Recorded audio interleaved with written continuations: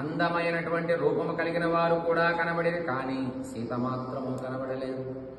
ప్రమధ్యే రాక్షసేంద్రేణ నాగకన్యా బలాద్భృతా దృష్టా హనుమతా తత్ర నసా జనకనందిని. రావణుడు జయించి బలాత్కారముగా తీసుకొచ్చిన నాగకన్యలు అక్కడక్కడ హనుమంతుడికి కనబడి, కానీ సీత మాత్రము కనబడలేదు. సోప్యస్యంస్తాం మహాబాహు పశ్యంస్తాన్యావర స్త్రియః విషసాద ముహుర్ధీమాన్ హనుమాన్ మరుతత్మజః.